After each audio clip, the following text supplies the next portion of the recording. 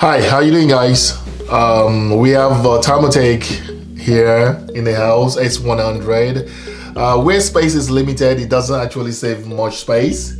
That is the first thing I'm gonna say about this case. It doesn't save you that much space. Thermaltake S100 micro chassis is actually suitable for Micro-ATX case, and they said you can actually put Micro-ITX motherboard inside this also due to its compact foreign factors. But let's be honest here, guys, there's nothing really compact about this case, and to be honest, it's too large for an ITX build, so I would not really recommend this for an ITX build. So let's just pull it apart and see what we have inside. My own review, and it's going to be a kind of review and a dismantling, so we can see if we can actually customize it to our own needs and what stuff we can do to change colors or paint it in a different color job. I just want to go into DIY painting of cases like this, and I hope to be able to do more in the future. We are going to start with the tempered glass. The tempered glass is being supported with hinges, which you can see here, and it's not that very dark because it's a little bit clear whereby you can see inside. It's 3mm thick, and that is all you have for the case. It's a nice glass, and I believe, well, it should do the job for you well. I'm gonna put that one away, and the tempered glass allow you to be able to see inside, so it's clear, not that so dark, so it's a good choice for this case. Mount, you may be wondering, why do I have such a huge cooler for the CPU here and a long GPU? This is just to show you what kind of cooler can actually go inside this system. So the closed front panel it's nice, it's silky, it's good, but there's one thing I'm gonna tell you before I start going into this stuff here. I'm gonna pull out the front panel from here. Just pull your hand down. There's a hole down there. You can put your hand in to pull it out so you get it out. First, let's talk about this front panel. I think the depth inside is too much. If they had actually reduced it a little bit, we will have a much compact case. It wouldn't be that long. This is also, it's just too long. If you look at it, it's just about 1 or 2 centimeters long. This just had more to the bulk of the case. So there's just a vent on this side for intake, and there's another vent on the other side for intake, which I don't think is going to be enough for intake of air, but most cases are always like this, so you are going to be stuck with that. So when we talk to DIY, you want to paint it in a different colors. It's much easier to do because most of this is made out of solid metal, and you can actually remove the plastic inside here, and the mesh also is aluminum. I think it's not aluminum, it's steel also. So you can also remove it from this corner and paint it to whatever color you want to paint it to. I have a solution. I'm not trying to I have this. I will talk about it much later. It's not so much powerful, but it will do the job of removing the powder coated on this case. Maybe probably in another video we'll talk about it and show you how you can use some of this cheap solution to remove the paint job. So that is for the front case. I wish they had reduced the depth of this case to make it much more compact. So moving on, this case does not come with any mesh or any filter in front for dust, so this is just going to be, you will have to find a solution to it yourself. There's no way unless you're gonna buy yourself one, but it doesn't come included. They only have this little gap on the front, which they assume it will reduce dust, so you're gonna end up cleaning your system regularly, of course. So I mounted 2 fans myself. It comes with only one fan for exhaust, and that is the fan you're seeing here and the back here. Number of fan for airflow, we have, you can install 120 fans. You can install 3 in the front here, although the website it said 2, but you can have 3 120 millimeter fans in front here. You can have 2 on top and the one that comes behind, so you have a total of 6 fans that can go into this case. And when we talk about 140mm fan, we can only have 2 140 in front here and 2 on top, and nothing, that's 120 in the back, so a total of 5. And you can also install 200mm fans. You can have 1 on top and 1 in front here if that's the way you want to go. But there's something I really like to talk about, Dad. This spray, this case costs around €49.99. If you're purchasing fans from any other brand, the cheapest one you can get online there is probably €7 or $7 to 10. If you include 3 or 2 and another 3 or 2 on top here, and you include that with the price of the case, now this case is not cheap anymore. It's going to be over 75 plus ish dollar or euro, so you have to have that in mind. You're gonna have to purchase extra fan to get your system more cool. So this case actually, it supports a wide range of hardware, including installing of graphics card. I have a graphics card here from Asus, and this is a big ass long graphics card. It's not the longest you can find. There's 2 other ones that are longer than this, but you can see there's enough space there for the graphics card, so it's not like you cannot be able to use it. It's gonna take a lot of different kind of graphics card. So like I said, the cooler, it supports up to 165mm cooler, and that's why I have this one here, so you can see the space between the cooler and the fan, and the glass, sorry. So you can see this is the glass and this is the cooler. There's still some centimeter in front between there and here, so it doesn't really actually touch your glass, so you're safe to include any other cooler. But what I disagree with this case being able to have a huge cooler for the CPU inside is that they could have actually reduced the footprint of this case by removing some of this, so it can be a little bit, you know, a little bit slimmer, and that is going to be more compact. The reason why I said so is this case is actually geared towards Micro-ATX motherboard.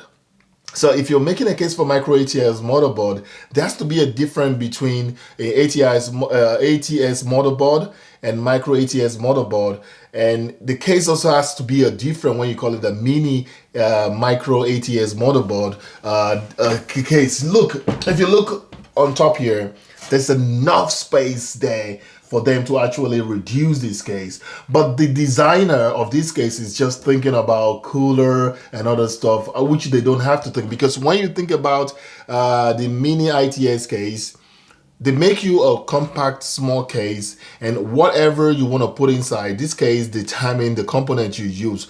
You can use high-end component inside any Mini-ITX as long as you know what you're buying and you know what you're putting, and you're gonna buy exactly the size of what you want. This case should have been the same.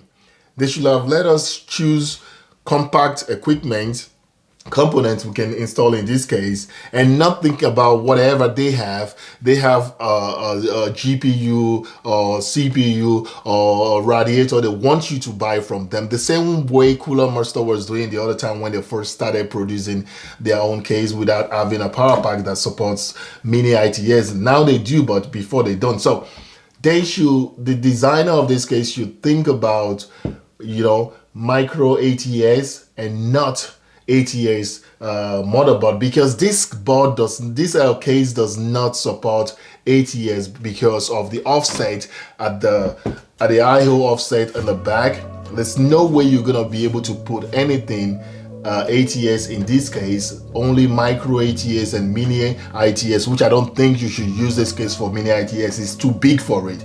You see the space on top? That is a huge space they just wasted there.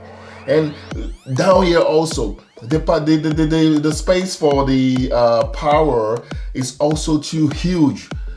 Think about people using normal power pack. I have a normal power pack here, and you can still see some little space in between it here, and it's just a waste of space. I don't know why they did it so, but they are just basically thinking about whatever they can. So that leads to cooling. It can support full liquid cooling. It can support up to 280mm radiator. I/O for CPU cooling installed in both the front. You can actually put the radiator in the front here. You can put it on top, or you can put I/Os for cooler on top here and in front and both sides. Actually, you can put it on top and in front. There's enough space there. Like I said, this is just, there's too many space inside this case. It should be a plus, but when you said it's geared towards Micro-ATX, I don't see why this should be an advantage. This is just a waste of space. This is just not saving any space. If you put this case side by side with the Corsair 400D airflow I did the other time, you can see it's almost like the same height, the same weight, the same depth.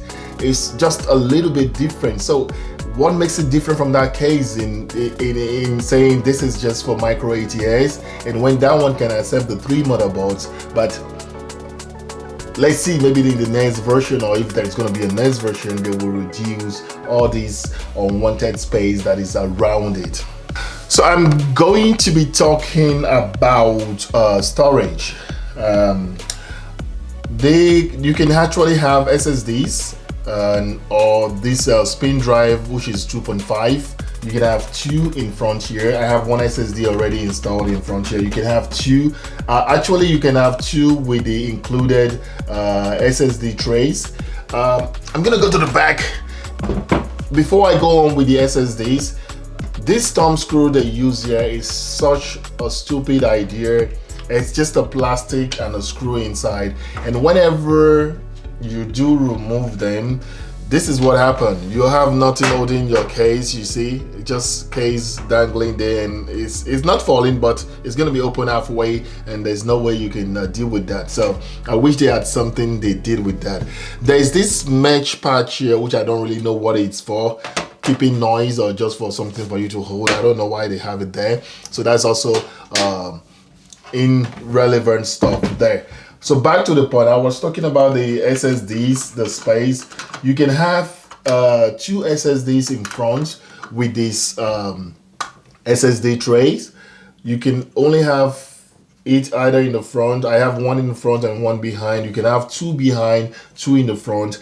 And they have the hard drive cage also that is being mounted down here. The downside of this hard drive cage is just it supports only one 3.5 HDD. So if you want to just actually use any other thing here, it's going to be there's 2 mount for 2 SSD, or spinning this, which is 2.5. You can mount 2 inside this cage for the HDD. I don't know, they should have, there's still enough space there, so they probably should have done it as 2 instead of just going this route of giving us just 1. It's a little bit fancy. They have instruction on the cable and data and everything there, so that is that for that. And the back, there's enough space for cable management. If you would, I did try to have a good management behind here, but you can see what I have. It's not bad. I tried. So there's enough space where you can have your management of cable being done. I don't really have much cable here. I have only 2 fans in front, so if I'm going to be having an RGB fan, so it's going to be more cables to be tied down here. So I do have just less cables going everywhere. So there's another space here where you can put your cables to pack them away, and on top of the hard drive cage, you can also see you can also toss your cable there. So I will say there isn't much at the back here. It's just enough room for cable management. They try to save money in different places, and yeah, the material they use, which is metal, is not that of a good quality, but yeah, they did save money there. On top here we have the mesh filter. It's magnetic. You can just use it on top there, but what they have under is not something I really fancy. It's just something clipped there. They should have somehow put a little bit magnet also to make it magnetic, or something you can slide in and bring from outside without having to turn the case upside down. So coming to turning the case upside down, if you are doing your installation or mounting or doing whatever with this case, be careful about the rubber feet. The rubber feet stains a white table like hell. So I guess it's gonna be staining any other table that is not black. You're gonna see rubber tracks like a car tires everywhere on your table. So be careful and be warned, be aware of that. So if you're gonna be moving it everywhere on your table, you're gonna have a lot of black stains all over your table. So be warned. On top is where the IOs are.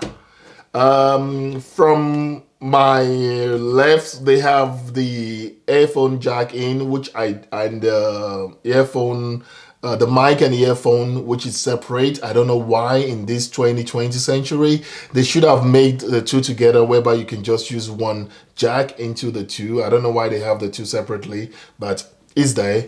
You got two USB 2.0 and one USB 3.0. You get a reset button, the LED lights, and the power button. Those are the things that are up there. So which really is in a good position if you're trying to get access to your computer. USB-C is not included, so you're on your own when it comes to that. So considering the price, I'm not expecting that to be there. So for this case, there isn't much stuff for me to be able to dismantle it. I've removed most of the things that you can remove in this case, and that is just everything about the Thermaltake S100 case chassis. I wish they had reduced the footprint of this, the wideness of this case, to make it a little bit smaller and top a little bit down, and this will have been a very good Micro-ATX case. I wish Thermaltake will consider making something a little bit much better. These are only two, there are only two colors. We have it in black and white, and I think for Amazon it's around 44.99 to 50 euros and $4.99 to $50 in case you're trying to buy this case. I'll have some link down there for Amazon links.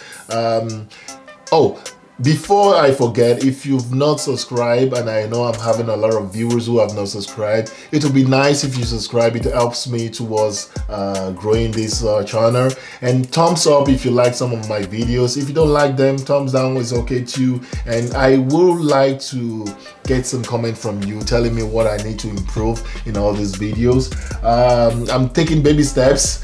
I have some components. I don't really have new components. These are just the components I have. The motherboard is a B55, but the graphics card is still an old one a year ago, and I have some new, but you know, this stuff are not easy and not cheaper to get. The newer ones, they pile up along the line. So as we grow on, we get more stuff to be able to show you guys how the system is gonna look like. So I will maybe show you another video about trying to script out or make DIY customized paint of any of this case. In future, I will walk into that. I'm still learning, and I hope you go along with me and cheer with me. So thanks for being around and listening. Comments are welcome, good, bad. I'll take it as a big boy, and I'll see you guys in my next video. There are some other videos about dismantling and disassembling on this channel. You can just check them out, and I hope to see you very soon. Odabo.